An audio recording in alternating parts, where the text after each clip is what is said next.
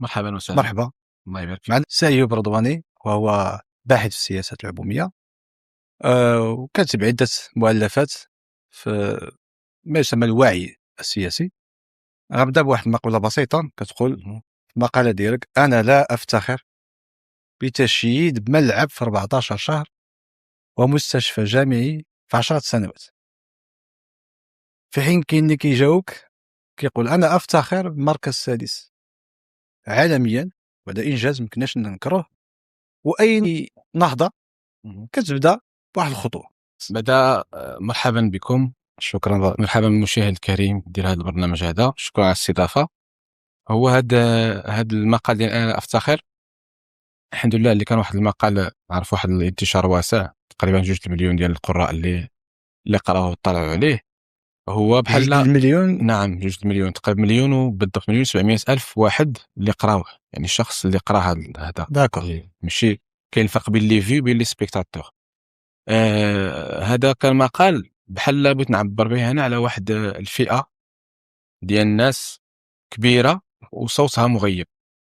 هذه الفئة هي الناس اللي كيشوفوا المغرب غادي بأقصى سرعة في مجال معين من الرياضات، اللي هو الرياضات الجماعية وبالضبط كرة القدم. لأن حتى لو بغينا نقولوا الرياضات، راه كاين الرياضات الفردية حنا ما حاضرينش فيها، وممكن نجو السبب علاش. كنشوفوا انه مثلا الورش ديال المونديال بصفه عامه تخصصت ليه 190 مليار ديال الدرهم حسب تقرير ديال صندوق النقد الدولي. 190 مليار ديال الدرهم غير باش نبنيو المنشآت والملاعب والطرق المؤديه الى غير ذلك. وفي نفس الوقت كنشوفوا المغرب يسير بسرعه السلحفاة في كل ما هو انساني وفي كل ما هو بشري، والارقام راه كاينه ولا تكذب ومتوفره. ملي كنجيو مثلا نشوفوا الترتيب ديالنا في المستشفيات الجامعيه غير في شمال افريقيا، كنلقاو حنا عاد موريتانيا. الا دخلتي غتلقى تونس العاصمه فيها اكثر من 8 مستشفيات جامعيه. في تونس العاصمه، حنا في العاصمه ديالنا كاين مستشفى ولا جوج جامعيين، واحد راه ديال الدوله وواحد افتتح مؤخرا. في عدد المساجين لكل 100,000 نسمة كنلقاو حنا الرائدين عربيا 270 سجل لكل 100,000 نسمة. إذا حنا رواد في عدد كأس العالم وفي عدد المساجد. لا دابا باش كنقول لك ان ما هو انسان، الا حتى السجين راه انسان. يعني فهمتي، كيطلب انه رعايه، كيطلب تكوين، كيطلب اعاده تاهيل.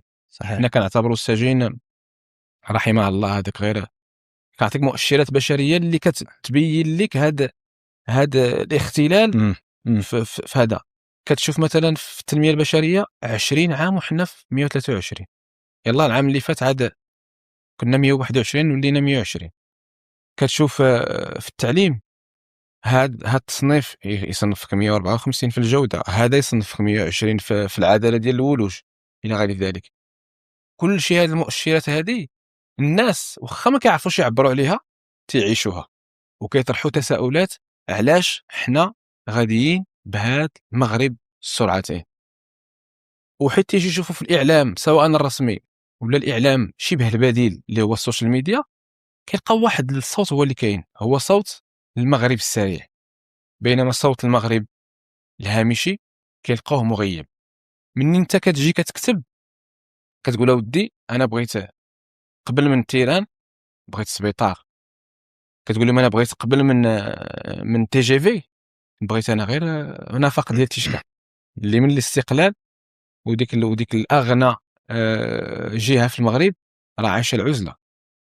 دابا راك شحال ديال الناس خصوصا عندنا الشمال المغرب عندهم وقف في كازا ولا في لكن مراكش. هما كيقولوا ربما ان ماشي هذه الطفره، يعني اذا قدرنا ننجو على المستوى الدوليه غيكون واحد الاختصار الطريق اننا ننجو على المستوى الوطني. دابا هو السؤال اش غتنتج، ماذا سننجز دوليا؟ هذا هو السؤال. وكاس العالم كيدخلش فلوس. لا بلاتي دابا خصك دابا نمشيو بواحد الوضوح. كاس العالم كيهضروا لك هو بصفه عامه. الا بغيتي ترجع والمشاهدين ديالك يرجعوا لواحد اللقاء داروا فوزي رقجع وزير الميزانيه، داروا في واحد المنتجع تابع لو سي بي الفوسفات. شنو هو العنوان ديالو مع كرة القدم هو القوة الناعمة للمغرب. دابا الا جينا بغينا نشوفوا قوه ناعمه كيخص تحت منها تكون واحد القوه صلبه. هذا في البناء ديال الدول، راه قبل ما تكون عندك قوه ناعمه خاص تكون عندك قوه صلبه. اش كتقصد زعما القوه الصلبه شنو القصد ديالك؟ شحال الترتيب ديال القصد ديالك؟ شنو هو انت عسكريا شنو كتساوي؟ السياده ديالتك في الغذاء واش محققها ولا لا؟ السياده ديالتك في الدواء واش محققها ولا لا؟ السياده ديالتك في التصنيع العسكري واش محققها ولا لا؟ مجموعه تاع الامور. عاد كنهضروا على القوه الناعمه. ما يمكنش مثلا بحال ما يمكنش مثلا شي بحال في الدار، ما يمكنش واحد الابن تقول ليه راه اليوم غنديكم تحتفلوا بعيد الميلاد ديالكم في واحد المنتجع ما عرفت شنو، وراه ما كتقريش، وإلا مرض كتخليه تيموت، وهادو ما كديرهمش وكتقول ليه يلاه ندير لك حفله. راه بهذا المنطق هذا ما ينطبق على الدول، ينطبق على على المؤسسات وعلى الافراد. اذا حنا هنا كنهضروا بجوج الامور، كنهضروا بمنطق الاولويات هذه الاولى، وكنهضروا اذا واخا سي ايوب انت لست ضد كاس العالم، صحح لي. انت ضد اداره الاولويات، تمشي بهذه الطريقه. نعطيك واحد المثال ديال واش انت ضد ولا. حيت في الحياه بصفه عامه وفي الاقتصاد بصفه خاصه ما كاينش بيض ولا كحل، كاينه منطقه رماديه. هو انني حتى في الاقتصاد كنقولوا شنو هو الاوبتيمال، شنو هو الانسب. كتصاوب واحد الكراف داير هكا وواحد الكراف داير هكا، والنقطه فاش كيتلاقاو هي الانسب. نعطيك انا واحد المثال ديال غياب الحكامه في مشاريع المونديال. حنا نقبل بهذه المشاريع المونديال، هذه المشاريع المونديال ولات امر واقع. خلينا دابا واش حنا ضد او مع. اذا رجعتي ل 2023 في اكتوبر عندما تم الاعلان عن تشييد ملعب بن سليمان في الدار البيضاء، اول حاجه بعدا الا كنتي بغيتي تنشئ هذا الملعب هذا باش كهدف انك تستضيف كاس العالم، تستضيف نهائي كاس العالم، خصك تطرح سؤال ماذا بعد هذا النهائي. ها وحده، واش هذا التيران انا غادي نقد نجيريه ويبقى كيدخل لي مداخيل ثابته تقدر تغطي الاستثمار ديالو، كتكلموا على العائد، تعوض العائد على الاستثمار بعيد المدى، ولا هذا انا دايرو غير مشروع باش نوفر به واحد الواجهه ومن بعد غيكون يشكل لي عبء او ما يعرف بالفيل الابيض في الاقتصاد. اول حاجه بعدا هذا التيران هذا ملي تعلن عليه في 2023 غتمشي تقلب غتلقى الكلفه ديالو اللي تعلن عليها 5 مليار ديال الدرهم ولا 5.3 مليار ديال الدرهم. هذا كتيران كملعب. حاليا الى دخلتي الميديا 24 اللي هي الموقع الرائد في المغرب في الاقتصاد والموقع الفرنسيه، غتلقى ان تيران بن سليمان غيفوت 10 مليار ديال الدرهم ومازال ما كمل. هذا غير التيران. غتلقى ان المحاور الطرقيه باش تربط هذا بن سليمان بالمدن الاخرى 5 مليار ديال الدرهم. غتلقى التهيئه ديال محيط ملعب بن سليمان 1.8 مليار ديال الدرهم. يعني حنا هنا ولينا كنهضروا على 17 ولا 18 مليار ديال الدرهم باش غيطلع لنا هذا ملعب بن سليمان، ماشي ب 5 مليار ديال الدرهم كما قلنا. حنا كنهضروا على الحكامه. مني كتجي تشوف ونقول لك هذه النقطه، هذه نقطه ثانيه. الفيفا طالبه لك خص يكون عندك تيران ديال 80,000 متفرج الا بغيتي تنافس على نهائي كاس العالم. البرتغال فايتنا في الاقتصاد، فايتنا في البنيه التحتيه، فايتنا في كل شيء، شافت انه ليس من الاجدى ان ننظم نهائي كاس العالم، رجعت للور.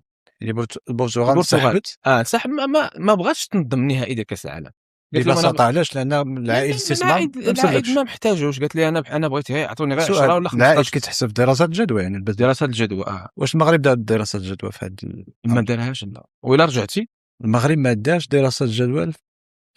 دراسة الجدوى أستاذ أنت راه قاري الاقتصاد. دراسة الجدوى تكون قبل الانطلاق في أي مشروع. طبعا دراسة الجدوى كنشوفوا العائد، ولكن قبل ما تبدا المشروع كنشوفوا شحال الكلفة، شحال العائد شحال العائد اللي غادي يدخلنا هذا بعد ما على واحد المدة معينة. دارتها البرتغال وقرروا انهم ودارتها اسبانيا ودارتها اسبانيا في واحد المرسوم ملكي. ذاك المرسوم الملكي دخل في واحد المنشور ديال وزاره الرياضه وتعلن وتعرض قدام البرلمان. عاد تقدم الملف المشترك بين اسبانيا والبرتغال. علما ان اسبانيا محتاج عندهم كامب نو، عندهم برنابيو، سانتياغو. لا هما كيقول لك الاقتصاد، يعني هما كيتعاملوا مع المال العام. دافع الضرائب دافع الضرائب تيكون تابعهم. خسرتي هنا في دراسه الجدول داروا ان كل يورو غيتخسر غيدخل 1.24 يورو ديال الضرائب. غتدخل لهم 5 مليار دولار اورو في السياحه، واللي كتناسبها 5 مليار اورو في الناتج الوطني الاجمالي. هذه يعني صافي الربح ديالهم 84 ألف وظيفه بدوام كامل. هذه راه كاينه، واللي سميتو المشاهد اللي بغى يطلع عليها ما عليه الا يشوف واحد التحقيق ديال هوامش، منصه هوامش المونديال، وكتب منصه هوامش وغيدخل وغيلقى الرابط ديال داك المرسوم الملكي الاسباني. عندك هنا كنهضروا على ارقام، كنهضروا على شي حاجه اللي ملموسه ومنطقيه. دونك انت الا بغيتي دير، رجعوا للملعب بن سليمان، الفيفا طالبه منك 80,000 متفرج. علاش دير 114,000؟ علاش؟ هذا هو السؤال. علاش تزيد 34,000 متفرج؟ هذه هي بسيطه، هذه يعني بسيطه. دونك هنا انت كتولي امام واحد الاستهتار بالمال العام. انا اللي كنسميه هو استهتار بالمال العام، وبحال واخد واحد الشيك على بياض دير ما بغيتي. وهذا الشيء راه ماشي معقول، ولا يلائم سواء الحديث عن دولة المؤسسات ولا الحديث حتى على هذا بما يخص التنظيم ديال نرجعوا للانجاز. دابا الانجاز المغرب 2026 يعني ماديا حتى من ناحيه الصدى السياسي، الصدى الاقتصادي، واش كاين شي منفعه للدوله؟ السؤال الثاني، واش كاين شي منفعه للمواطن؟ باختصار سؤال مباشر، من غير الفرحه شهر فرحنا نشطنا ضحكنا، لان واش كاين شي منفعه حقيقيه للمواطن؟ هو هنا كان كما قلت لك في الاقتصاد كاين جوج المكاسب. كاين مكسب اللي كيتسمى ملموس، ومكسب غير ملموس كيتسمى انتونجيبل بالفرنسيه. الحاجه اللي غادي تقدر تقول ان بحال هاد المشاركات وهذه كيجيبوها، هي الصوره ديال المغرب كتولي متردده، كتولي ترند. يعني السياحه يعني المغرب دابا حاليا في هذا الانجاز الاخر كان عنده صدى المغرب كبير. عنده صدى، والمغرب عنده صوره، والمغرب ولات كتكون عليه واحد الصوره، والمغرب ولات كتهدى. ولكن المؤسف هو ان الناس، نعطيك انا واحد المثال في واحد المجال، واحد الدومين، هو الدومين ديال التعاون الدولي. مثلا دابا دوله مني كتسمع كتنتج كتحط بزاف ديال الفلوس في المشاريع، كتولي كتعتقد انك فتي او خرجتي من نادي الدول المتخلفه. بينما في واحد الكوطي اخر كتجي كتلقى المغرب يستلف او ماشي هكا، كتلقى مثلا الامارات كتموليك ادخال الكهرباء لمجموعه ديال الدواوين. دابا هنا كيطرح السؤال، انت وراه تقالت واحد المره في البرلمان الاسباني، فاش تقالت في الموضوع ديال القصيرين، عندهم 500 مليون في رقم، عقاش رقم عندهم باش ينظموا مونديال، وما عندهمش باش يجيبوا القصيرين ديالهم. انت فهمتيني؟ يعني راه قاصح هذا هو بزاف. والصوره ديال دولتك انت، واخا كتلعب على ليماج، راه الناس كتجي كتخدم في التيران، تلعب على ليماج حتى تشبع، ولكن الناس حتى تنزل لك للتيران وكتمشي كتلقى دواوير باقي ما داخل ليها الماء، باقي ما وصلهاش الضوء، وحتى الا وصلها الضوء تيوصلوا الضوء بداك المبدا ديال بولا. نبقاو في الانجاز ديال المغرب 2026 مونديال. قلنا عنده صدى ايجابي. صوره المغرب اصبحت نقولوا صوره قويه. الان مواطن كمواطن، شنو الربح ديالو يعني مع هذا التظاهر هذا، بهذه الانجازات؟ وحقيقه شوف، هو الربح اللي كاين في هذا لغه الارقام كاين شي الربح اللي كاين في هذه التظاهره هو ان الجامعه الملكيه لكره القدم دخلت 31 مليون ديال الدولار فاصله 5، نظير المشاركه ديالها في هذا 31.5 مليون دولار، نظير المشاركه ديالتها في هذا العرس الكروي، مقسمه ما بين 10 مليون دولار الاستعداد مقابل التاهل، 2.5 مليون دولار للاستعداد، طلعتي للثمن عطاوك 16، طلعتي عندك شي رقم شحال خسروا عليه؟ دابا دخلنا 51. هنا فاش كاين المشكل، مسطوع مشاهد ما ندخلوش في الفصيلات، خلينا واحد وربع. شوف 31.5 مليون دولار عطات ربحناها من كاس العالم، دخلنا غير 30 اسيدي مسطوع، نديروا الارقام 30 مليون دولار دخلت. السؤال كما قلتي هو شحال خسرنا عليه. شكون اللي مفروض انه يوفر هذه المعطيات؟ شحال خصنا على هذا؟ هو الجامعه.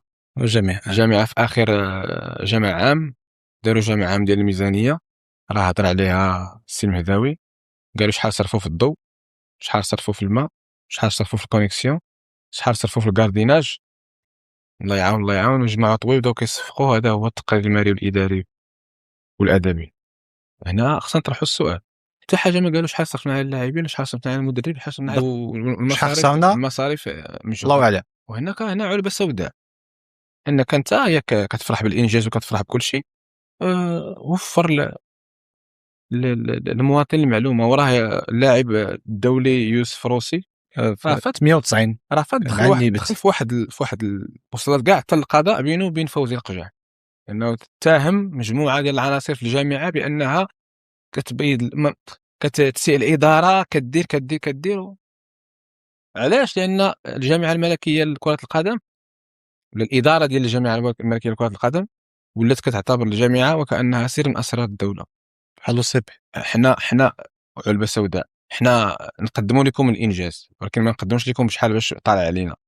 وهنا بما ان البرنامج ديالك هو برنامج توعوي، نبغي ندير الفرق بين في علوم الاقتصاد بين النجاعه والفعاليه. انت راك ادرى بهذه النقطه هذه. النجاعه هو انني متى هو الفعاليه هو انني جبت جوج الناس صاوبوا لي واحد التيران، بجوجهم صاوبوا تيران بنفس المواصفات اللي طالبه انا. ولكن الفعاليه هذا صاوبوا بمليون ديال الدولار وهذا صاوب بعشرات المليون ديال الدولار. هنايا كيكون ديبسيك، بحال الديبسيك والاوبن اي اي ما خرجوا تشات جي بي تي كانت صدمه في امريكان. تشات جي بي تي بشحال تقام ديبسيك نفس الشيء بالنسبه لهذا. راه ممكن يطلعوا للنصف مثلا ولكن كتجي تلقى زباله ديال الفلوس مخسوره على ديك هنا داكشي باش كنقول انا المسؤول يجب ان لا يستغبي المواطن. قلتي لي شحال ربحتي قول لي شحال صرفتي باش انا كمواطن دافع ضرائب ندير عمليه الناقص اللي كتقرا في الثاني والثالث، نشوف واش عندي الزائد ولا عندي الناقص. دابا هذا الوعي اللي بغينا ننميو في راسنا لما امريكا كدوله عظمى كدعم واحد المشروع الذكاء الاصطناعي وكتخرج تشات جي بي تي، كيجي واحد صيني كيصاوبوا بواحد الثمن بواحد الميزانيه، علما ان تشات جي بي تي في مستوى طالع على الديبسيك، ولكن وقع ضجه. شنو وقع؟ فين هذاك الفلوس صرفنا بزاف. علاش صرفنا بزاف؟ واخا حنا عندنا ريزولطا زايده على الصين، ولكن لا شي حاجه وقعت وبالتالي خرج اخو خصو جوستيفي شنو وقع. مع العلم ان هذه الفلوس علاش كتهضر انت بين مزدوجتين فراه فلوس قطاع خاص صح. لان يعني ولكن هما تيقول لك ودي انا بصفه عامه خصني المواطن يكون عندي وعي، سواء كان قطاع خاص اما الا كان المال العام راه شي حاجه اخرى. هذيك حنا هنا كنهضروا في مال راه 80% من الايرادات العاديه ديال الميزانيه جايه من الضرائب. وإلا دخلتي شتي تصريحات ديال فوزي القجع وزير الميزانيه غايقول لك ان الضرائب تدوبلات ما بين 2021 و 2026. وهاد الضرائب بالمفروض انها كتمشي الاغلبيتها كتمشي للخدمات. دابا نسولوا المواطن المغربي واش الخدمات واش حسيتي بالخدمات ما بين 2021 و 2026 تطورات؟ واش حسيتي بداك السبيطار اللي كنتي تمشي ليه في 2021 واش تطور مقارنه مع 2026؟ واش المدرسه اللي كانت في 2021 تطورات مقارنه مع 2026؟ هذا الشيء باش كيهضروا الناس. اما باش تبقى تجي تقول لي لا راه خدام، راه الواجب ديالو هذا، راه يتقاضى اموال طائله باش انه يخدم. ما مفروضش علينا نشكروه، المفروض عندنا نراقبوه. عقليه التطبيل وعقليه الغوغائيه وهذه حاجه اخرى. اما المفروض هو انك كمواطن بالطاء تبع المال العام ديالك فين غادي. مواطن بالطاء يعني مواطن عنده حقوق، كامل الحقوق وكامل المقاله ديالك كتبتي كتكتب انت كتجنب تكتب مواطن بالطاء، كتكتب المواطن بالتاء. ديك التاء يعني باقي ما وصلتش القوه ديال الطاء. يعني كاين مواطن وكاين مواطن. حنا باقي مواطنين في عين دوك الناس اللي قدامنا واللي كيستغبيونا واللي كيعتبروا انهم يتفضلون علينا. هو راه ماشي هو اللي خدام عندك، راه هو اللي كيتخلص من ضريبتك انت. كل ما كاينش انت كمواطن ما غاديش ياخذ هو الخلصه ديالو. هما قالبين القضيه، هما اللي طلع اللي ولا وزير اللي ولا مسؤول تيشوفك انت وكانك في مرتبه دنيا وراه انا كنتفضل عليك، هو راه ما كيتفضلش عليك. وراه كيدير الواجب ديالو اللي كيتخلص عليه واللي خاصو يتعاقب عليه الا ما دارش داكشي مزيان. اذا المغربي هو مواطن، باش يولي مواطن خصو يكون واحد المستوى الوعي المراقب، يعني يفرح بالانجاز يفرح بالانجاز ثم يراقب ثم يحاسب. صافي هادشي اللي كاين. دخلوا شويه ديال فرحنا وما نساوش هاد الحمد لله فرحنا الجانب ونشفنا مع الايجابي. المنتخب ديالنا شفنا الاهل، شفنا الامهات، شفنا ديك المظاهر لله الحمد. كان واحد الاثر نفسي، وانا اقول ربما اهم شيء هو انتصار على الياس والهزيمه النفسيه. احنا يعني مصطلح احنا قادرين، احنا قادرين، انما الجساري. ولكن نرجع لواحد المقاله ديالك كتبتي النمس والنمسا، قصه الرئيس النمسا القصه ديال الرئيس مع النمسا قصه النمس. كانت ذاك العام اللي فات كان في الصيف، باقي نعقل في الصيف ديال العام اللي فات 2025 كانت مؤتمر المناخ كوب 30 كان في مدينه بيلم البرازيليه. سميت الوفد المغربي مشى بشي 800 ولا 900 مليون سنتيم باش طلعت عليه ديك الزياره. 800 مليون 800 900 مليون سنتيم باش طلعت ديك الزياره باش يمشيو للبرازيل، ومشاو في طائرات 380 ايرباص اخر ما كاين وكبيره وهذا. والعام اللي قبل كانوا لاحظوا عليهم الناس ان 80% من ذاك الوفد لا علاقه له بديك المشاركه، مشاو غير سياحه. هذا نوع ديال الريع، انك كتبقى تشتت الفلوس يمينا وشمالا في حين الرئيس كتكسب النمسا، في حين رئيس النمسا في ديك العام 2025 ما جا شاف الميزانيه ديال الرئاسه ما لقاش انها قادره انها تكوفري ليه توفر ليه باش انه يمشي يشارك في ذاك المؤتمر. علاش؟ لان معدل الغرفه الفندقيه في ديك المدينه كان هو $1000.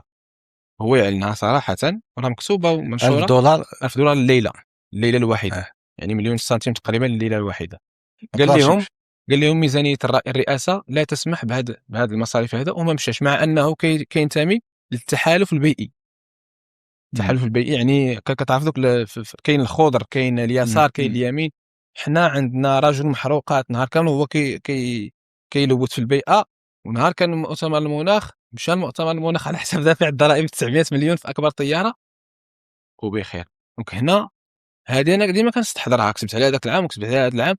الفرق بين خلاها كبور، كان الفرق بين النمس والنمسا قال لك ما عندهم حتى شي علاقه ببعضياتهم. حنا في الحقيقه عندنا علاقه. رئيس النمسا راه كيس والمسلع عندنا حنا هنايا راه نازلين. هو النمس او من هو من جمع النمس النموسه النموسه. الكتابات ديالك شي تفاصيل مهمه، هو ان جل المنتخبات في كاس العالم كان اطر، كانوا لاعبين في امريكا، فكان المنتخب ديال المغرب الوحيد فيه شي اطر زايدين. لازم تفصل على هذا البوان. هو دابا حنا حتى كتكون الهزيمه عاد كتنقاش على ديك الغشاوه اللي في العينين، وكيبقى الراي العام كشفنا عنك غطاءك كشفنا عنك غطاءك فبصرك اليوم حديد. حنا قلتها قبل، انا المنتخب لاعب كنحتفل في الليل بالمنتخب، الغد ليه كنتحاسب مع سي فوزي القجع اش درناش ما درناش. انا ما عنديش ديك القضيه ديال يكون المنتخب خاصني ندير روبو حتى يسالي المنتخب. لا، الحياه غاديه. انا المنتخب كنتفرج ماتش ديال الكره كنشجع المنتخب ديالي، كنفرح كما كيفرحوا الجماهير كاملين. انت كتفرح مع السي ايوب؟ انا كنت مدافع صلب في كره القدم. انا راه كنلعب كره وكنتفرج في كره وكل شيء. كاين التاريخ، كاين دابا شحال من واحد كيعتبر كانك لا صح نفصلوا، فهمتي، نفصلوا بين هذه وبين هذه. انا كنت كنكتب في خلال المونديال هو انه سي فوزي القجع رئيس الجامعه ووزير الماليه ووزير الخزانه شحال باش طالع علينا، شحال تقريبا رئيس الجامعه الوحيد اللي كنلقاوه كاين في الدكه ديال الاحتياط مع اللاعبين، كاين في اي بي في المدرجات، كاين نزل يتسلم مع اللاعبين. واحد اللقطه راه نزل في حيت انتصرنا على هولندا في الدور 16، نزل سلم على اللاعبين. الغد ليه كان في الرباط كيناقش قانون تصفيات ماليه 2024 وكيفتتح شي حاجه ديال مؤسسه محدث ديك الكليه، ماشي الكليه ديك كيقول لك خصو يحفز عاود مزيان يكون يحفز. ولكن بزاف انا كتبان لي كمسؤول واش انت تكون هنا تكون في ميريكان بالغد ليه تجي هذا وتعاود تمشي لهادي. شنو هو الداعي ديال حضورك مع المنتخب؟ انا جيب لي شي رئيس جامعه اخر كان يحفزهم. كاين مدرب يحفز، كاين مدرب يحفز، كاين جماهير تحفز، كاين هذا كاين هذا. انا كيما قلت لك راه كيتحرك بالمال العام، بالمال ديال دافعي الضرائب. وشنو هي الجدوى من انه يكون تما؟ وبشحال باش طالع اش اللي كاع حنا خليه يقول لنا بشحال المصاريف ديالو. الا كانت تيكيت عاديه في ستاد في الميريكان بديك الطريقه الديناميكيه باش كيحسبوا كتوصل ل 10 مليون ديال السنتيم. في اي بي ديال السيرت حال واش كطلع. هنا هادو اسئله انا ما عندناش سكان في السبيطار. واحد الاحصاء في 2022 ديال المجلس الاقتصادي والاجتماعي والبيئي كيقول لك ان جهه بني ملال فيها 1.5 مليون تاع الناس ما عندهمش ليرين، جهاز الكشف الرنين المغناطيسي. شوف هاد التناقضات. كيقولوا على القوه الناعمه مهمه باش تقدر تجيب فلوس باش تبني. انا كنقول شوف هو في الاولويات كما كنقول لك راه ما كايناش قوه ناعمه بلا قوه صلبه. راه القوه الصلبه يعني ندوروا نرجعوا نفس النقطه. ندوروا الاولويات. القوه الصلبه تحمي القوه الناعمه نتيجه للقوه الصلبه، والقوه الصلبه تحمي القوه الناعمه. حنا بدينا كنخربقوا، بقينا كنقولوا ليماج ما ليماج ما ليماج. داكشي اللي ما كنخسروش في الواقع كنخسروا على الصوره. شنو خلى الناس تقسم الناس على جوج؟ كنسمع اما تصفق اما انت ضد المغرب. لا هو شوف هذه ماشي حقيقه، هو انما تصور يراد ترويجه. لان دائما كاين فرق بين الحقيقه وبين التصور ديال الحقيقه. كما قلت لك الناس راه حتى في الخطب الرسميه، سير المندوبيه الساميه للتخطيط، سير المجلس الملكي للدراسات الاستراتيجيه، راه تصاوب بظهير شريف وكينتج دراسات على اعلى مستوى، ومع الاسف اعلاميا مغيب، وكيصيفط الدراسات ديالو للمؤسسه الملكيه مباشره. سير المجلس الاقتصادي والاجتماعي والبيئي، جميع المجالس الوازنه اللي مرتبطه مباشره بالمؤسسه الملكيه وبرئاسه الدوله كتعطي نواقص ديال الخطر. كيجيوك انت كمواطن وكفرد كيبداو يزربوا عليك بديك القضيه ديال كيختزلوا لك الوطنيه غير في التوني.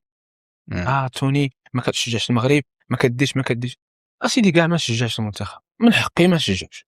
واشنو فيها هذه؟ فيها شي حاجه؟ درت جريمه، اختلست فلوس، اختلست هذا. حنا كنقولوا كاع الطوب. راه اسبانيا فيها جزء اللي هي كاتالونيا في 2017 داروا استفتاء وصوتوا ب 80% على الانفصال على اسبانيا. الاستفتاء تلغى بقرار من المحكمه الدستوريه. الناس دابا راه عايشين بخير على خير. ما تلقاش داك التصوير ديال كاتالونيا على انها انفصاليه كما حنا دوك الذباب الالكتروني كيصوروا واحد على انها انفصاليه لمجرد انه قال لهم الصحه والتعليم الى جانب المنتخب. يعني الجزائر هذا مع الجزائر، هذا تصور غوغائي يراد انتاجه اعلاميا لتغطيه الحقيقه، وما وراء تلك الحقيقه تغطيه الاخفاقات وممكن نقول حتى الجرائم التي تمارس على الوطن والمواطنين من قبل واحد المجموعه اللي ما كتقومش بالمهمه ديالتها كما يجب. الجهه اللي هي مصلحتها ان تزرع في المواطن ديك سياسه التطبيل، وانه يستمتع. ما شاء الله كاس افريقيا هو جاي وان شاء الله غادي نفرحوكم وراه نفرحوكم، وانك تنسى. هو شوف انا نعطيك واحد المثال ديال واحد الفرق ما بين قبل 2022 وبعد 2022. يعني قبل ما تجي حكومه، انا كنسميها اقوى حكومه ديال العزيز اخنوش. اقوى حكومه جايه من اقوى ديال اخنوش. بدل ديك اقوى بدلت انا ديك القاف. بالمناسبه انت المقاله ديالك كتسمي عزيز كنزل لما خصو ينزل عزيز، خصو ينزل بالاسم ديالو بحالو بحالنا. راه مواطن ولا مواتين. اخنوش كيطلع في الجروب كتنفخو كطلع ليه في الكراد، سميوه عزيز. دونك الحكومه ديال كرئيس ما كنهضروش كشخص طبعا. كرئيس حكومه حنا انا في الكتابات ديالي ما عمرني تناولت الحياه الشخصيه ديال شي مسؤول، ما عمرني سبيت شي مسؤول، ما عمرني قتلت شي مسؤول. وهذيك قناعه انه انت كتهضر مع مسؤول وراه انتقد في السياسات الحكوميه خاطئه قبل هذه الحكومه. من حكومه سعد الدين العثماني فين ما بان لي شي حاجه ماشي هو هذاك، وكتبت عليه بن عرفه المغرب، وكتبت عليه. دونك انا الحمد لله التوجه ديالك موجه للسي عزيز السي عزيز رئيس الحكومه. دونك ملي كنشوفوا كنديروا مقارنه بين قبل 2022 قبل وبعد 2022، بعد 2022 اللي تصدروا المشهد هما رجال اعمال. ورجال الاعمال ملي كيصدروا لك المشهد في دوله متخلفه او في طريق النمو مازال عندها القواعد القانونيه غير صلبه، كيتعاملوا مع الدوله وكانهم يتعاملون مع شركه. الشركه مول الشركه الهاجس الاول والاخير ديالو كيكون هو الربح. الى لقى ينقص الموظف غينقص ليه، الى لقى يزيد في خدمه الموظف غيزيد ليه، الى لقى شكون اللي كيكون داير كونتر بوفوار السلطه المقابله هي النقابات والقوانين وهذه. منطق الموارد الربح. نفس الشيء بالنسبه للمنطق ديال رجال الاعمال. منطق رجال الاعمال كيبدا يشير لك بالارقام، تيقول لك دخلنا هذه دخلنا هذه دخلنا هذه. هنا كيهضروا على النمو ولكن ما كيهضروش على التنميه. باش انهم يلهيو المواطن ما يخلوش يشوف هذا الواقع غير المتناسب مع الارقام، خاصهم يديروا ليه البديل. شنو هو هذا البديل؟ واحد، التضخيم من الانجازات الى غير منتخب الفتيان الى غير غلب كيخصنا نطيروا به السما. ثاني حاجه صناعه، حتى الا ما كانش العدو ونصنعوه. النظام الجزائري حنا عارفين انه يقف ضد المغرب في وحدته الترابيه منذ سنوات وسنوات. لا دابا ولاو حتى الجزائر وكانوا حتى الجزائر. ونفس الشيء بالنسبه للنظام الجزائري حتى هو كينزل العداوه باش يوصلها للشعوب لكي يختلط الحابل بالنابل. كيخسروا الجزائر باش خصنا نفرحوا. وإلا خسرناهما خصهم يفرحوا. وهذه يعني تضخيم واحد العدو هذا. وفي المقابل ديال هذا الشيء صناعه واحد الصوره وهميه للوطنيه، انه الوطنيه هو انك ما تشككش في المسؤولين وتيوليو يطابقوا المسؤول مع الدوله. تيقول لك الا كضرب في هذا المسؤول راه كضرب في الدوله. وتيوليو يقول لك رجال دوله. رجل دوله ما كاينش انت رجل دوله. حنا بغينا دوله ورجال، بغيناش حنا رجل دوله، ما بغيناش حنا نختزلوا دولتنا في شخص واحد. هما لا، تتقيس مثلا وزير الماليه يقول لك واه ضربتي في رجل وطني وضربتي في رجل هذا. انا ما عندي اي مشكل مع المسؤول، عندي مشكل مع السياسات العموميه اللي كينتهجها هذا المسؤول. نهار يحط السوارت ويمشي غنبقى الا بغيت نحاسبوا على الارث ديالو، ما نحاسبوش على شي حاجه اللي ما دارهاش.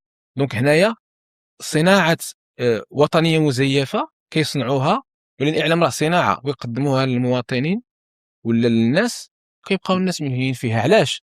كيقول لك لا ما بقيتش عقلت على داك سياسه الالهاء. واحد تابع واحد والفريق قاضي الغرض بحال هكا. ما عرفت كيفاش يعني. الناس مسحوقين كل شيء، شي مضارب مع شي. وراه السي عزيز خنوش راه ضارب ليه واحد 260 مليار سنتيم في هذا محطه تحليه المياه، وضارب ليه بروجي مع شار، وضارب ليه هذه. يعني انت بدل ما تمشي تقلب وراهم كمسؤولين يخلوك انت غير مضاربين مع الدبان ديالها. وهذه سياسه الالهاء، سياسه الهاء ممنهجه. مش واحد الطرح. على الاقل دابا غير مثلا كاس افريقيا اللي داز. كاس افريقيا داك الضغط كاس الافريقيا انا ملعب في طنجه. الناس كتقول والحمد لله كاس افريقيا هاد الطريق تصاوبت. ما كاش كاس افريقيا ما كاش غتصاوب. تي جي في ما كناش غادي نحلموا ببروجي ديال الكومبليمون ديالها، حيت مجرد كاين واحد الضغط وبالتالي حنا واحد الدوله وشعب. باش نهضروش على الدوله زعما لا الشعب كما تكون يولى عليكم بحال فكاين خصنا ضغط مش اللهم مزيان. سي فري كيتقام داكشي بالغلا شويه. عقل كاين واحد الحاجه، كاين طريق الصاوبات، كاين شي خطبات بداو كيبانوا في البني. على الاقل الطرح باش كتجاوب. هو شوف، هو مثلا غير بالنسبه للتي جي في من مراكش لمناطق مراكش كاينين جوج ديال المصوغات، كل واحد كيدافع على المصوغ ديالو. انا جلست مع الناس اللي كيدافعوا على الطرح ديال التي جي في، قال لك ودي جوج حوايج اللي خلاو المغرب يستعجل به. ملي كدير تي جي في بحال واحد النوع ديال بحال دوك صحاب الكريمات كتبقى تزاحمهم، ان داك الخط بدل ما يكون محتكر هي من صحاب الطاكسيات وصحاب الكيران، لا غيولي واحد المتنفس اخر.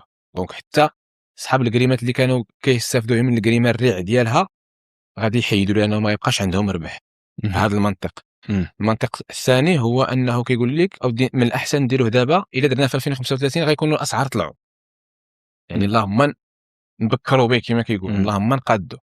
هذا المنطق ما عجبنيش وما متفقش معاه، ولكن بغيت نطرح هذا الرؤيه ديال مم. المسؤولين اللي سمعاهم وعطاوني هذه الرؤيه هذه. الرؤيه الاقتصاديه اللي كنشوف انا في راسي هو كتقول اول حاجه، واش مثلا ما هو الاكثر جدوى؟ واش انني انا جيت في التي جي في من الرباط لهنايا، مم. وكان عاوتاني واحد كيقول لك واحد النوع ديال الفكر كيقول لك ياك انت كنت ضد التي جي في، علاش جيتي فيه؟ مم. الفكر كي داير، جيت فيه حيت هذاك التي جي في اول حاجه ندير بفلوسي، وثاني حاجه تي جي في راه كان يعني هو اصلا ولا واقع. انا كنت مثلا الا كنت انا معارضه قبل ما يكون، ولكن واش هو كان غنخلي انا داك التي جي في اللي كيتخلص من المال العام اللي هما الضرائب ديالي وغنجيب طوموبيله بربعه يعني هنا الفكر ضيق. مم. ما عليناش نرجعوا مثلا للتي جي في ديال طنجه، قنيطره طنجه، راه هو عنده نفع لواحد الطبقه من الناس اللي هما الناس اللي كيديبلاصاو بين هذه. ولكن ملي كتجي تشوف على لامباكت ديالو التاثير ديالو على الاقتصاد كامل، واش هذا التي جي في كمشروع واش هو مربح للمكتب الوطني للقطارات ولا غير مربح؟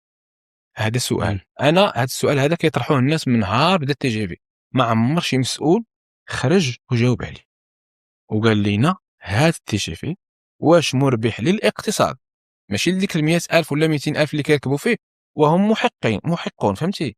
يعني وسيله نقل كيستعملوها، ولكن حنا كنهضروا على الاقتصاد. الا كنعرفوا يعني في السياسه في السياق العام الا كنعرفوا، وهذه راه مؤكده ان تيكيت ديال التي جي في مثلا من الرباط لطنجه الحقيقه ديالها كدير 500 درهم.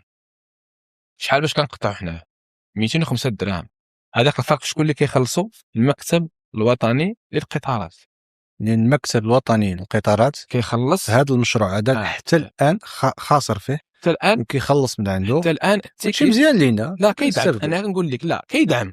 ومنين كيخرج هذا الدعم كيخرج من الموازنه، ان مثلا كتلقى في السنه السادسه في 6 شهور وزير الماليه كيدير واحد المرسوم استثنائي ما كيدوزوش من البرلمان باش انه كيهز واحد 3 المليار ديال الدرهم كيحطها في الخزينه ديال المكتب الوطني للقطارات. على الاقل كنستافدوا، على الاقل بعدا كنحسوا به. دابا حنا انا كنقول لك انا كيتسمى في الاقتصاد كيتسمى الماكرو، انا كنهضر على ربحيه دوله، اقتصاد دوله، فهمتي؟ انا كنقول لك هي المنطق باش كتمشي الدول. فهمتك راه في بعض المرات وفي بزاف ديال الحالات ربح الافراد لا ينطبق مع ربح الدول. راه توجه المخدرات كيربحوا ومخدمين معاهم الناس، ولكن واش المخدرات مزيانين في الدوله؟ يعني خصك تفكر بالمنطق الكبير.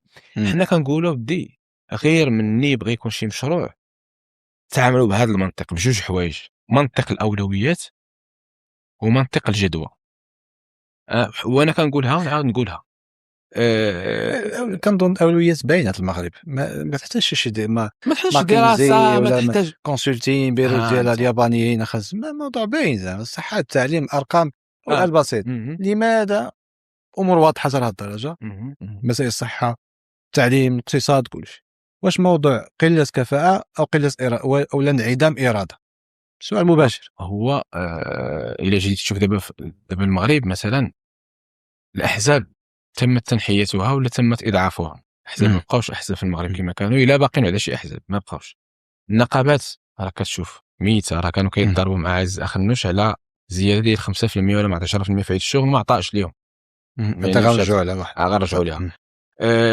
جمعيه المجتمع المدني من ناحيه اي جمعيه عندها ولو حس سياسي بسيط يتم تنحيتها. يعني ولا شرط من شروط الاستفاده من الدعم العمومي انك ما تكونيش جمعيه مسيسه. المسيسه غادي المجتمع المدني ولا كيخاف من السياسه. علاش؟ لانه السياسه بالنسبه ليه هي سخط السلطه. جميع المسائل التي تؤثر المواطن غائبه. هذا المواطن باش غادي يتلها؟ قالت لهم الكره. داكشي علاش يتم الاستثمار في كره القدم. انا نقولها كما كنقولوا حنا، نقولها انا في الله، يتم والله العظيم يتم استثمار كره القدم كمتنفس وكإلهاء لواحد طبقه كبيره ديال الناس. ما بقاش، لم يعد هنالك شيء يؤثرها غير الكره. داكشي دابا علاش كنشوفوا راه وزراء دابا ولاو كيطلعوا على ظهر نوادي. راه يعقوب المنصور طلع غير غير وزير الثقافه، وزير الثقافه طلع على ظهر يعقوب منصور وهي غاديه. دونك ولا كيقول لك برامج التونيات، بدل ما دير برنامج لواحد برنامج ديال التنميه، كتجي كدير نادي وكتبقى تفرق في التونيات، وها انت ضمنتي الاصوات.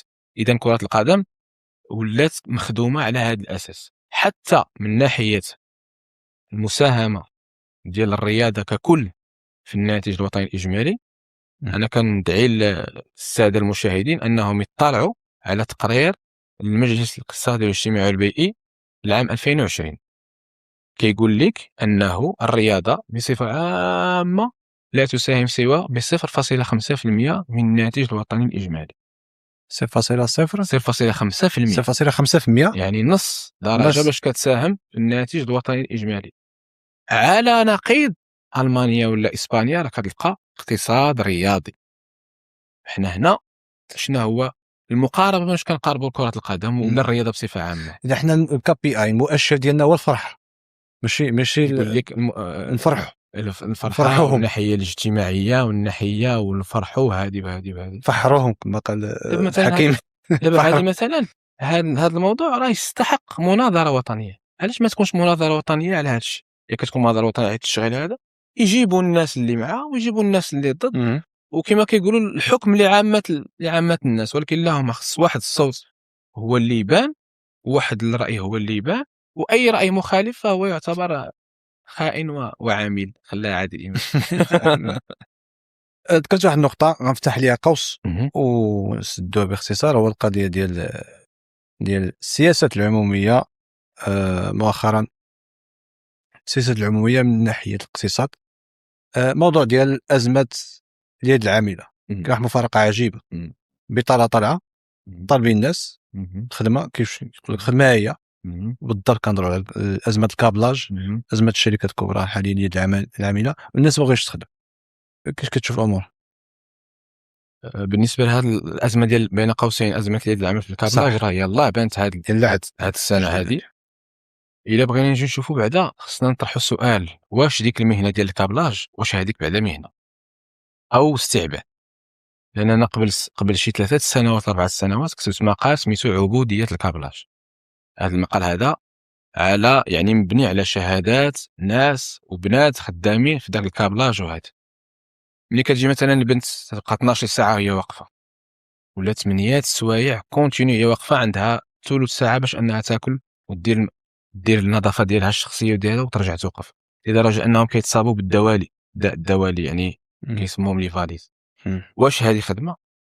بمجرد ما كيبان شي متنفس للشباب، وصل دابا مع بانت التجاره الالكترونيه وبان السوشيال ميديا ليفريزون وهذا كيخدموا الناس ليبر، ما بقى عندهم ما يديروا بداك الشيء. يعني بعدا خصنا نسولوا، راه منظمات العمل الدوليه كما كدير تعريف للشوماج كدير تعريف لمنصب الشغل. دونك نشوفوا واش داك منصب الشغل اللي كتوفروا الكابلاج واش هو بعدا منصب الشغل. هو ماشي منصب الشغل. شنو منصب الشغل؟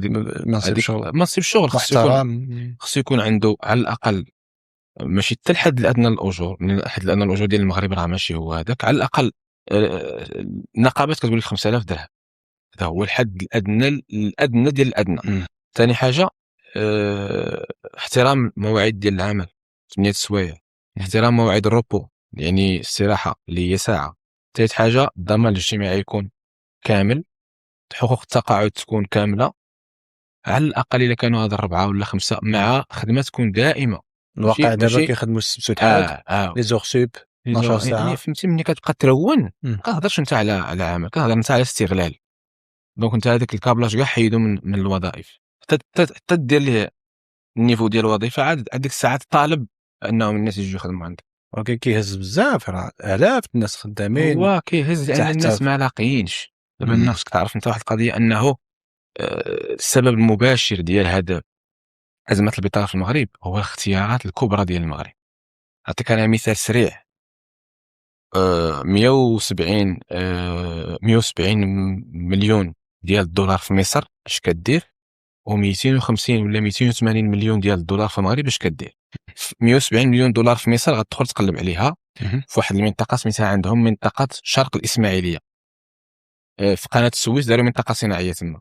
170 مليون دولار جابوا شركه ديال الكرتون من تركيا. هاد الشركه ديال الكرتون في تركيا وفرت لهم 2000 منصب شغل. ها وحده. حنا في المغرب 280 مليون دولار جابوا داسو جوبونس داسو الشركه ديال الطيران ديال فرنسا بيديروا فرع ديال صناعه الطيران. شحال مناصب الشغل؟ ما كاملين حتى 500. يعني علاش هنا كنهضروا على مناصب شغل كتسمى انتاجيه، يعني المهم عندهم هو الفلوس وكيخدم لك عدد قليل من مناصب الشغل. والمشكله كيتشرط عليك في دوك مناصب الشغل، تيقول لك جيب لي كفاءات. شكون اللي غيخدم تما؟ لي زانجينيور ولي تكنيسيان.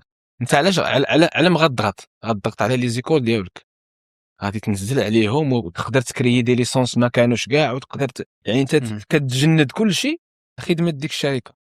بينما مصنع ديال البلاستيك ولا مصنع ديال الكرتون ولا مصنع ديال الاواني المنزليه غيخدم لك هكا ديال عباد الله وبدون فورماسيون بدون تخصص. يعني شوف الفرق بين في السياسه. علاش؟ لان المغرب ماشي مع الاهواء ديال صندوق النقد الدولي في حمايه المناخ وبالضبط في خفض انبعاثات الكربون. يعني انا باش كدوله يلا عندي 160 ولا 170 مليار ديال الدولار في الناتج الاجمالي ديالي، انا هو اللي غنحافظ على الكوكب. دونك انا غنجيب غير دوك الصناعات التي لا بين قوسين لا تضر بالمناخ. والسي ترامب رئيس اكبر دوله خرج قال مثلا انا خارج من هادشي. ها انت ودوك الصناعات كتلقاهم صناعه ديال التكنولوجيا فيهم طالعه بزاف، ما كيخدموش ديك اليد العامله وكيطلبوا رؤوس اموال كبيره. بينما الصناعات بين قوسين البدائيه اللي خصها تبدا بهم اي دوله هما الصناعات الثقيله. الصناعه الثقيله كتكون صناعه ملوثه ولكن كتخدم لك اليد العامله. الا شتي الاتحاد السوفيتي في دوك الاشرطه الوثائقيه كتشوف العمال، جيش ديال العمال. فاش خدام داك الجيش ديال العمال؟ في دوك الصناعات الثقيله، بلاستيك، الحديد، الكرتون. هذه حنا داكشي كنسناو الاساسيه. وكنجيو نديرو عندنا صناعه الطائرات بواحد الطريقه، كنجيو نديرو عندنا الهيدروجين الاخضر ما كيخدم حتى واحد. كنجيو نديرو عندنا المحطات ممكن تبقى هاد المشاريع ربما كمشاريع تنمويه، لان هذا هو المستقبل ضروري. لا اعتقد ماشي ضروري، اعتقد ربما اعتقد انه هو مشاريع مستقبل. فهذا تكون مخصصه بميزانيه محدده بواحد السياسه محدده. اما مساله بطاله وتشغيل تكون بواحد السياسه اخرى. لا هو شوف هو الدول دابا حتى صندوق النقد الدولي في الاقتصاد العالمي بحال الدول العالم الثالث بحال مقولبين. علاش مقولبين؟ دابا انت دوله ما كتنتج حتى حاجه كيجي يقول لك انت عافاك غتختص في الهيدروجين الاخضر. راني محتاج والله الا بصح كيجرب فيك. لا راني محتاج انا المانيا محتاج الهيدروجين الاخضر اللي ما كيتلوثش. ودخل دابا قلب راه المغرب غيدير عنده مزارع ديال الهيدروجين الاخضر غتصدر لالمانيا. اش رابح المغرب؟ عاطي 1,000,000 هكتار تاع الاراضي ساني عليها، عاطي الماء ديال البحر المحلى غيتحلى باش يخرجوا من الهيدروجين. هذاك الماء ديال البحر المحلى الملحه غتكب عندك في الشواطئ. المواد الكيميائيه المخلفات غيتكبوا عندك في الشواطئ. هو هلك لك التنوع البيولوجي اللي ما تبقى من التنوع البيولوجي هو هلكولي. علاش؟ باش انت تصيفط ليه هيدروجين بين قوسين اخضر حيت تستعمل ما كيخرجش الكربون. راه الامور خاصنا نعودوا نحلوها مزيان، ما نكونوش غير حافظين. الطاقه الشمسيه دابا سير شوف محطه نور. عقلت على محطه نور شحال قالوا عليها وغادي سير شوفها 170 منصب شغل اللي دارت 170 منصب شغل المشروع الكبير العظيم وكيهضر عليها مجلس الاعلى للحسابات. شحال باش طلعت علينا 3 مليار ديال الدولار وقضت على التنوع البيولوجي في المحيط ديالها. ومن بين الاسباب اللي الناس ديال الورزازات قال لك نهار انسطال عندنا هذا المشروع سخن لينا الجو. سبحان الله. السد كان واحد السد رسميا كانوا قال لك اودي غنستعملوا 1% من هذا السد هذا. في الحقيقه داك السد ما بقاش واضطرت الدوله انها دير سد اخر. هذا الشيء راه وقائع وبامكان الناس يدخلوا ويقلبوا ويشوفوا. اذا سياسه الدوله في التشغيل وضوها 2030 مونديال او جاي ان شاء الله كيقولوا غادي يخلق مناصب شغل كثيره. نقول لك حنا دابا حاليا حنا في داك كيسموه البيك، يعني دابا حنا في قمه الاعمال المرتبطه بالمونديال. الا رجعتي للتقارير من دوبيا الساميه للتخطيط في الربع الثاني من 2025 مني كان الحليمي ومني كانت كتعتمد واحد المنهجيه صارمه او اكثر صرامه لحساب معدلات البطاله، لان دابا راه مع المجيء تاع بن موسى ومع الضغط اللي تلقاه من اخنوش ولا بدل طريقه احتساب البطاله في المغرب. ولا اللي خدم اي خدمه كيحسبوا خدام، اللي ديك اللي راسك اوتو انتربرونور انت جالس انت جالس انت راه خدام، اللي كيقلب وعيا وجلس، الا انت خدام كنحسبوكش، انت ما عندكش الاراده انك تخدم، خاصك تكون كتقلب وخاصك تكون المهم بدل المعايير ديال شنو هو الشمول بدلهم. نرجعوا حنا للحليمي في النصف الربع الثاني من 2025 كان قال لنا ان نسبه البطاله 13.1%، وهي من بين الاعلى في تاريخ المغرب، سبقتها غير ديال 1999 ب 13.9 جو بونس. يعني شوف، ومع اننا فين، اننا في قمه، دابا حنا راه في الطوب ديال المشاريع المونديال، كل شيء خدام باش اننا نوصلوا ل 2030 بالبنى التحتيه. علاش؟ لانه كما قلت لك المشاريع اللي كاينين من واحد الناحيه هي مشاريع انتاجيه، يعني تستعمل راس المال وكتعتبر اليد العامله كلفه يجب الخفض منها. الاولى. ثاني حاجه، مني كتفرض واحد الريتم طالع ديال الخدمه، راك بواحد الطريقه غير مباشره تقصي المقاولات الصغرى والمتوسطه. شكون اللي غادي يصاوب لك الخدمه سريعه معايير طالعه؟ المقاولات الكبرى، لدرجه انه صندوق النقد الدولي في اخر تقرير قال لك ان الغلاف المالي ديال المنشآت المونديال هو 190 مليار ديال الدرهم، 60% منها غيمشي للمقاولات في الخارج. علاش؟ لانك كتستورد المسائل جاهزه فقط تركب على قطر، التيران ديال قطر، وقبل كاع التيران ديال ملاعب ديال الرباط راه جا واجد، راه تركب. راه ما يمكنش تطلع تيران في 14 شهر الا ما عندك شي، فهمتيني؟ يعني انت وليتي كتجيب، ما بقيتيش كتعتمد على المقاولات الصغيره ديالك اللي غتصاوب لك هذا المارشي ولا هذا وهذا، لا، كتجيب كل شيء واجد مستورد، كدير ليه انت غادي دير هكا. يعني ها انت شي فرض فيها طالع، ولكن المقاولات الصغرى، وراه الكونفدراليه المغربيه للمقاولات الصغرى والصغيره جدا قالت واحد الرقم خطير جدا ديال افلاس المقاولات الصغيره جدا في المغرب خلال هذه الثلاث سنوات، اللي هي 150 الف مقاوله اعلنت افلاسها من 2023 ل 2025. تخيل يعني، شوف علاش؟ لانك مني دائما كنقولوها، راه الاقتصاد راه نسق ماشي غير قرار. راه مني كتجيب مشروع بحال المونديال، راه ماشي غير المونديال صافي زوين، لا، كتحرك اقتصاد على قدو، كتسبق واحد الشركات وبدون ان تشعر تقصي الاف والاف ديال الشركات اللي بدورهم كيخلقوا لك مناصب الشغل. هنا فاش كتفسر ديك المفارقه ديال اننا ها هما المشاريع كاينين وفي نفس الوقت ها هي نسبه البطاله مرتفعه. يعني طريقه العمل وطريقه التفكير خاصها. يعني كتشوف الناس كتحرك ولا كيبان ان الحركه كاينه، ما كتجي تحسبها، ملي كتجي تحسبها وكتشوف الارقام تاع الرسميه والواقع، كتلقى بنادم جالس شاد الرقم. علاش؟ لانه ما بقاش الخدمه.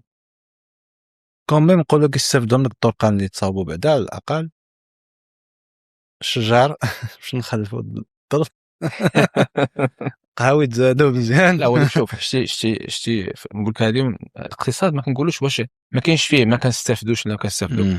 ديما في الاقتصاد والناس تاع الاقتصاد هذا المفهوم خاصو يدير هو الانسب. شوف شنو هو الخيار الانسب اللي يكون فيه الكلفه قليله واكثر قدر من المنفعه، هو اللي خصنا نختار. هاك الواحد ديال السياسه العموميه اون جينيرال وانت صحح ليه، ولا دابا المعيار هو التنفيذ ليس ميزانيه. يعني مشروع 100 مليون غتصاوبوا ب 500 مليون تزرب عليه شي مشكل. هذا هو المشكل دابا. حنا ولينا بحال كان، انا نعطيك مثال ديال هذه القضيه ديال في مصر ديك قناه السويس الجديده اللي هي في الحقيقه غير تفريعه ديال قناه السويس، راه اصلا ما كانش عندها جدوى، والرئيس السيسي فرضها. ثاني حاجه اعطاها للجيش وهذا يعني ها هو بين قوسين خدم الناس ديالو. هاد القضيه ديال الديدلاين المختصين قال لي ودي على الاقل غتطلب لنا سنتين. قال لهم هو لا ديروها في سنه. هذيك ملي كتفرض انها دار في سنه كتكبر الميزانيه. بدل ما طلع عليهم ب4 المليار طلعت عليهم ب8 المليار ديال الدولار، وكانت سبب من اسباب انهم بداو تعويم الجنيه في 2016 لان المخزون ديال العمله الصعبه ديالهم نقص من بعد ديك ذاك المشروع. وفي الاخير جا السيسي قال لهم انا درت هذه قناه السويس غير باش نرفع المعنويات ديال الشعب. راه نفس المنطق اللي كاين في مصر راه مع الاسف غادي وكيكبر حتى حنا عندنا. راه كيخسر حنا المهم عندنا هو الشعب ينشط.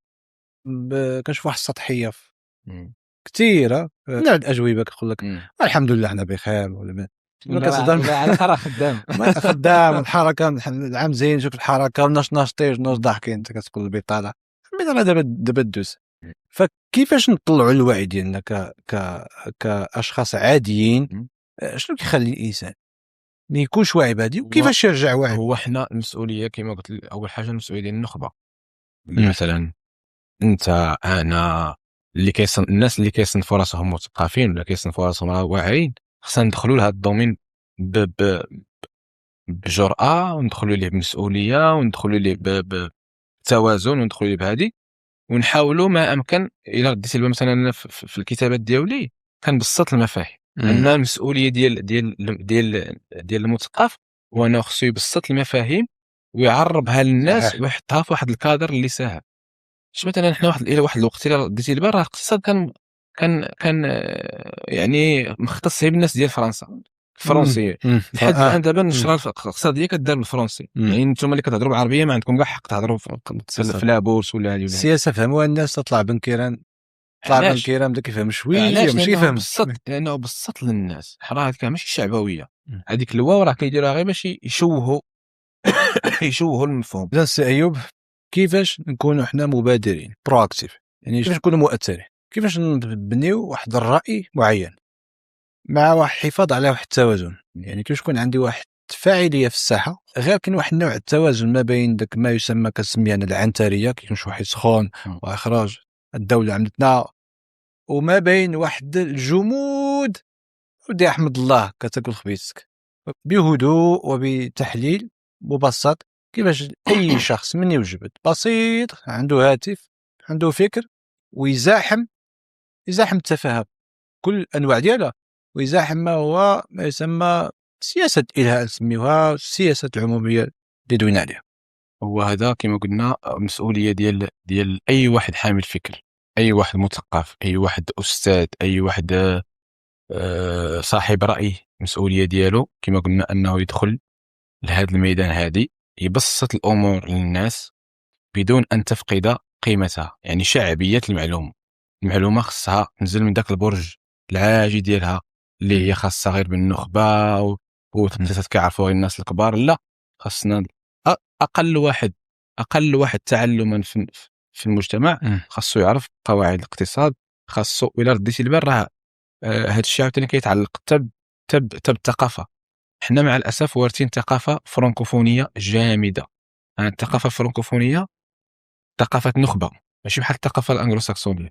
الثقافه الانجلوساكسونيه مثلا غير في مصر ولا في الخليج كتطلع حدا في الطاكسي كيبدا يهضر لك على البورصه في مصر قبل ما يتعوم الجنيه قبل ما هذه الناس. لان الثقافه الانجلوساكسون عنده دائما انه كيبارطاجي المعلومه تشارك ما عندهمش ديك النخبويه ما عندهمش. حنا ورثنا من فرنسا أسوأ ما في عقليتها وفي نظامها التعليمي هو ذاك التخصص الضيق، هو ذاك كل حاجه عندها ناسها. لا، دونك هذه مسؤوليه ديال المثقفين، مسؤوليه ديال النخبه، مسؤوليه انهم يدخلوا لهذا الميدان بتوازن بموضوعيه بشجاعه بثبات نفس الريتم ولو كان قليلا. كما قال الرسول صلى الله عليه وسلم خير الاعمال ادومها وان قلت. وفي نفس الوقت يخدموا على حتى على هذا الجانب المرئي. وهذه انا كنحييك فيها من هذا المنبر هذا، حتى انا راه ان شاء الله بديت فيها وغادي نخدم عليها، وهو انه المرء الان ولا كيتصدر المشهد. دونك حنا مطلوب منا اننا نبقاو ننتجوا محتوى مرئي بسيط، ماشي بالضروره يكون معقد وماشي بالضروره، والاهم حاجه انه يكون صادق، لان الا كتهضر على مشاكل الناس وتحمل هموم الناس وتحمل انشغالات الناس، كن على يقين انه غادي تنجح وغادي تكتسب الا كدير واحد الوسيط بينك وبين الناس وكتبات فورميلي في الحقيقه وفي الهضره، ولا كندير حساب هادي وكندير حساب هادي، راك الناس لان الناس عندهم واحد الفلتر كيتسمى المشاهد المحايد عندهم، اوتوماتيكيا كيعزلوا شكون هو الصادق شكون هو غير الصادق. دونك الا بغينا نعمروا هذا الدومين هذا، النخبه عندها مسؤوليه وحتى الشعب عنده مسؤوليه، لان المسؤوليه ديال الشعب هو انه يبذل واحد المجهود شويه في القراءه، ويبذل مجهود شويه في الاطلاع، ويبذل مجهود شويه في المعلومه. راه المعلومات الاحصائيات اللي كاينين كيقول لنا ان المغرب يستهلك 150 مليار سيجاره في العام. الا حسبتيها جايه شي 400 درهم لكل مواطن فرد كيستهلكها في السجائر. شحال 400 درهم لكل مواطن في العام، كتمشي كارو معدل طبيعه الحال، كاين اللي كيكمل كاين اللي ما كيكملش. الا شديتي المجموع قسمتي على هذه 400 درهم لكل مواطن في العام سجائر، و35 درهم كتصرف على الكتب. ثم نقول الدولة نرجعوا شويه المسؤوليه ديالنا عاود لان كما تكون يولى عليكم، ما حناش الدولة راه هي المسؤولين بصفه عامه، سواء كانوا مزيانين او خايبين بين قوسين، يعني كاين الحكمه ولا ما كايناش، راه ما هي الا نخبه ديال المجتمع، ما هي الا صوره ذاك المجتمع. الا بغينا المسؤولين يكونوا نزهاء ويكونوا هذا، خص المجتمع هو اللي يكون القائد. لغه اخرى حنا خصنا نكونوا حنا الانسان الفرد، لان المجتمع ما هو الا وحدات ديال الافراد. كيما بغيتي ذاك المسؤول يكون نتايا، غادي يكون هذا غادي يكون هذا غيكون هذا غيكون هذا. نبذلوا مجهود في المعلومه، نبذلوا مجهود في القراءه، نبذلوا مجهود في الكومبورتمون. حاجه ما عجبتنيش نقاطعها. هادو كيبانوا نصائح خشبيه وهي حقيقيه. ما نعطيش رشوه، ما ندير كذا ما ندير كذا. ماشي انت تلوم ليا وزير ولا تلوم مسؤول انه كيدير هذا، انت في اول مناسبه تعطي رشوه باش انك تدوز وباش هادي. وهذا باش نختموا هذه القضيه هذه، حتى في الاسلام في الدين ديالنا ديما كتسمع لا تلوموني ولوموا انفسكم. وحتى في واحد الحادثه راه عاودتها لك في القهوه ديال ذاك المشهد اللي صور القران ما بين ابليس وما بين ادم وما بين الله سبحانه وتعالى، من بعد ما ابليس خرج امنا حواء وابونا ادم من الجنه، ترى واحد الحوار بين الله من جهه وابليس وادم من جهه. ادم اعترف بالذنب، ربنا ظلمنا انفسنا، رجع اللوم عليه، وكان الجزاء هو ان الله تاب عليه.